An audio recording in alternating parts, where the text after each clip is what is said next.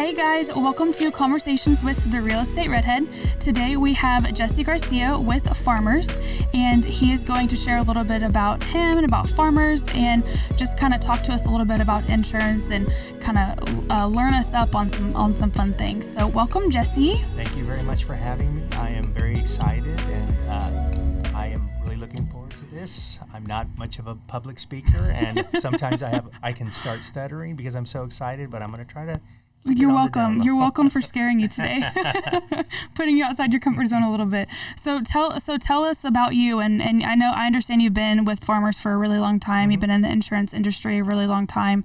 I've never really picked the brain of somebody who's done it for a while. Okay. So tell us about that. Tell us about you and, Corpus and why Farmers and all that. Okay. Well, I've been a Farmers insurance agent for 23 years. I'm under the Farmers umbrella, but the name of my business is Jesse Garcia Insurance. Cool. And I've been here in Corpus the whole time. I'm actually from McAllen, Texas. And my family lived there for about 6 years. My father retired there, and then I went to school there. And then I went to college up at A&M. And then A&M Corpus or A&M College Station? College Station. Cool. And so then I went to work for Luby's after I graduated. No Awesome. one else would hire me, so they hired me. Yeah. Because they knew they could work me to death. So I worked for them for about 10 years. And in doing that, I learned a lot of valuable things. Number one, we always worked long hours in the restaurant business. Mm-hmm. Mm-hmm. And we always worked on, customer service was always a big part of working at a restaurant, Yeah. How to make sure the customers are satisfied. If somebody returns something, you try to make it right. If somebody needed help, you tried to help them, make sure they had tea, whatever that was, Mm-hmm. And then we were always marketing. You always try to market your food. I'm sure you've eaten at Luby's, you Right. go down the line and, hey, I want the fish or I want the green beans or whatever. So you try to make everything, the presentation look really, really nice. So yeah. I kind of learned some marketing skills from that as well. That's interesting. Who would have thought? Yeah, that you could, as you're developing, you're always learning more. So right. Customer service was really, really big there, and I've always been about customer service. Yeah. It's my philosophy has always been, it doesn't matter what you do for a living, you're in the customer service business. You're exactly right. So in doing that, I did that for about 10 years, and we were working 15 hours a day. I had little ones, and my oldest daughter at the time was about to turn 5, and I was telling my wife, man, I just don't know if I'll be able to see them because, when I leave in the morning, it's dark, and when I get home at night, it's dark. So we thought about it, and so I decided to make the jump to do something different. Mm-hmm. So I went to work for a company called Benny Keith, which is a big restaurant distributor, supplier. Distributor, right? So that was my first taste of sales. I had never done sales before, and I picked up another thing to where I had to knock on people's doors, and I had to put myself out there, and I had to talk to people. Yeah.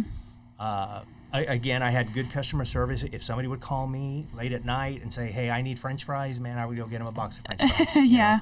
So I did really, really well there. Mm-hmm. And but my thinking was I was going to try to transition into insurance because when I worked for Luby's, I had worked at a lot of different Luby's, and I would always notice at lunchtime these guys would always come in at all different Luby's.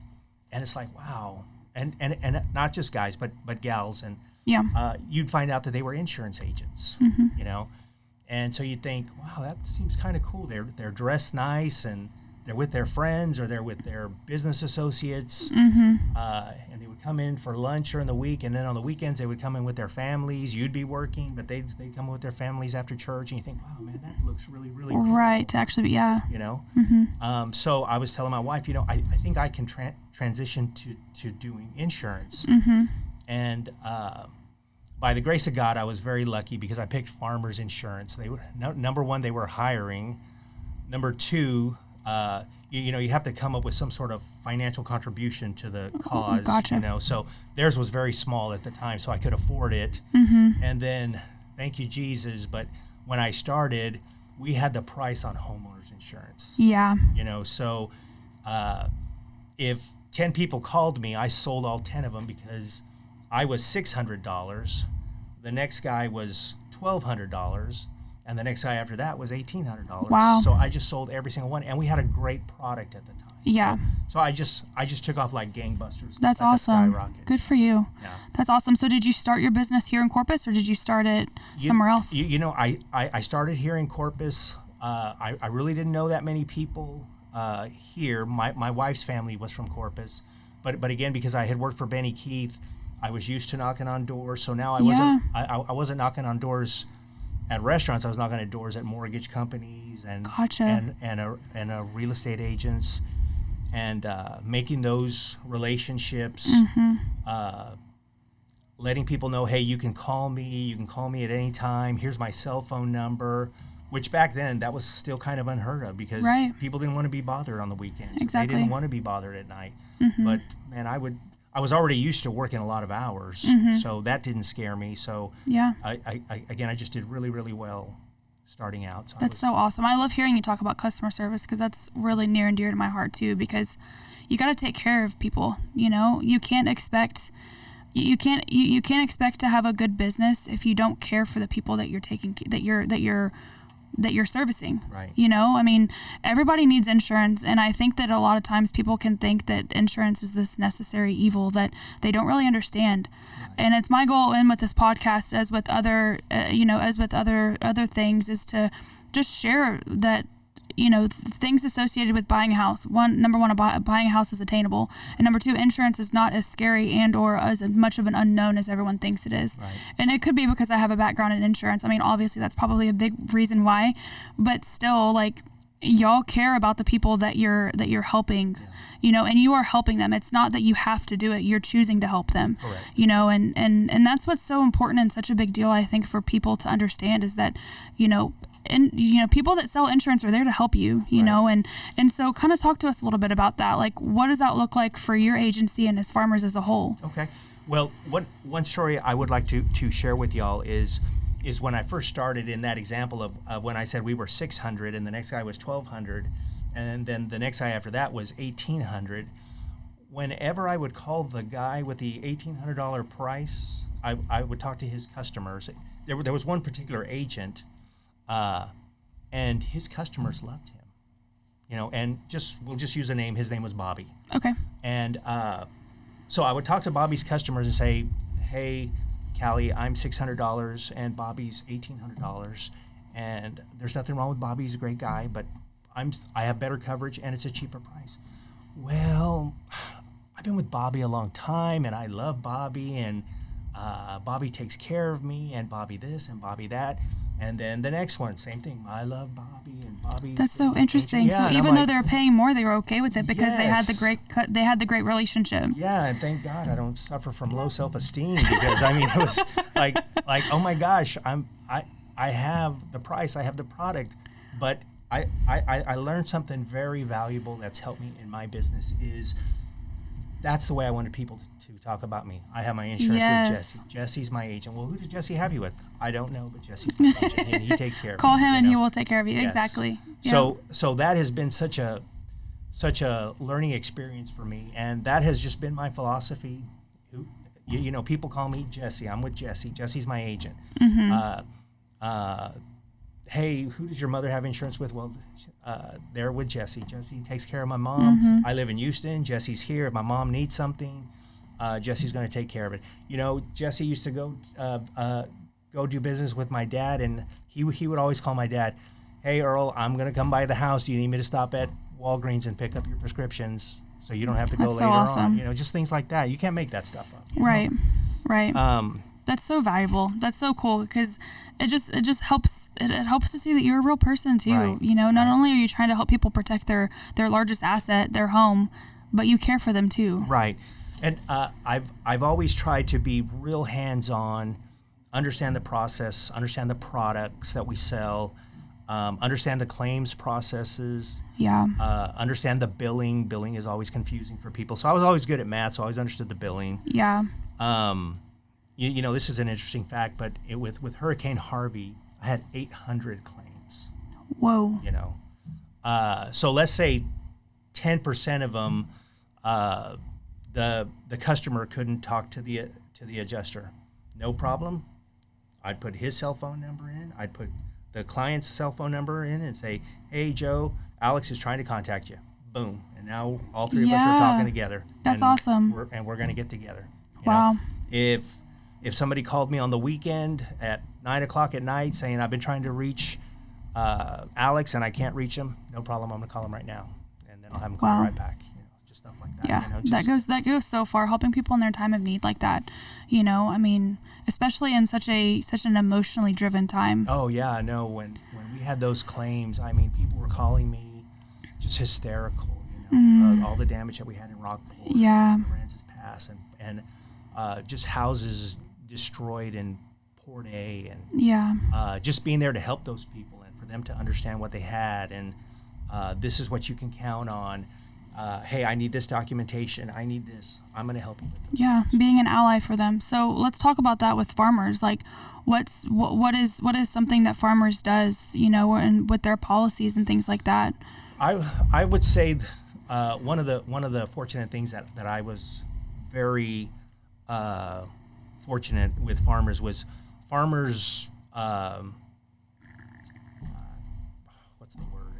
Not our slogan. Our slogan was we had superior service, and we do. We have superior service. We have good claims adjusters. We have good technology for now. You're making these claims on the apps and things like that. Gotcha. You know? Yeah, like on the cutting edge. Yes. So we're really good about those things. I have never, in the 3,000 auto claims that I've had on the autos that were totaled out, I've never had anybody call me and say they screwed me on my settlement for my car. That's excellent. Or this happened or that happened. That's just never happened. Farmers just does a good job. Yeah. And to be honest with you, most of them do try to do a good job. Sometimes you just have to be the agent or liaison in between the two to make sure that they're talking to each other. Yeah, to kind of fight a little bit more for the client. Yes. Yeah, be an advocate. Wow. Well, it's really exciting to know. You know, so whenever it comes to that, and whenever it comes to y'all's losses, you know, with you being such a hands-on agent, I mean, have you had instances where you've had to, you know, go to people's houses and, you know, help them through that, or? Sure. I've had ones where, I've had some fires, and believe it or not, what happens with fires more than anything else is the power goes out in the house. They lose power, and you think, well, how does that start a fire? Because they were cooking something on the stove, the power went off, and they said, hey, let's go to Whataburger to get something and eat. Power comes back on. What's ever cooking on the stove is still cooking. So I've had a few of those where they're dog owners, and of course the dogs are trapped in the house, and they get smoke inhalation or the burns, and so they need a special place to watch their dogs and things like that. So just helping people with those types of things, helping them find hotels if they need hotels, finding plumbers, finding roofers, especially helping out the elderly and the disabled. Absolutely. Yeah. So that's always been a thing that I've always tried to be cognitive of, and like I said, of understanding the claims process to say, Mr. Customer, I don't want to lead you on a wild goose chase. I think this is what's going to happen, and this is the settlement you're going to get. So I don't want you to think, hey, you're going to get $1 million for this. Exactly. You know. Yeah. And most people have been very receptive to that. That's good. I mean, with all of your experience, I'm sure you've been there, done that, and seen a lot of things as well. Mm-hmm. You know, and also knowing that you are writing a good policy for someone that you know is strong. Right. You know, and you trust the product that you're writing and trust what you're giving to somebody. Right. I mean, that's huge. You know, kind of goes back to the whole humanistic side of it. You know, like there is a person behind that phone that's helping you with this insurance policy. This is not just something that's on a piece of paper. It actually is there to help you. Right. And it's funny because going to what what you do as well. I've always looked at it as a balance. We have the company, we have me, and we have the customer. And in your case, you have your company, and you're the agent in between your customer and them. So we have to find that balance between all three of these parties. Right. You're trying to make a living, I'm trying to make a living. Mm-hmm. We want our customers to be satisfied, but we need to watch out for the company as well. Exactly. And so to find that balance, I've always tried to look at that balance of saying, for me, I'll put myself on the back burner. I'd rather have the customer and the company ahead of myself. Yeah.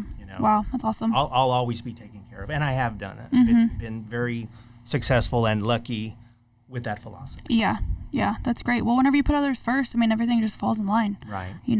So if you were to tell people, whenever they're reviewing their policy, or if someone were to call you and like initiate this conversation, if someone wanted to protect themselves and you were like, okay, well, send me over your policy, and they want to make sure that it has the specific things in place in the event of an actual claim, what would you say are like some of the top few things that you would always look for and that you would add to a policy if it wasn't on there?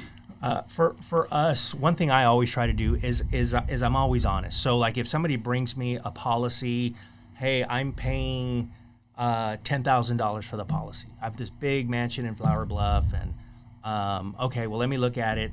Hey, other agents would say, you know what, I can do it for $8,000. Oh, great, you saved me $2,000 to it. Well, now hold on a minute here. What coverage are you taking away? Yeah.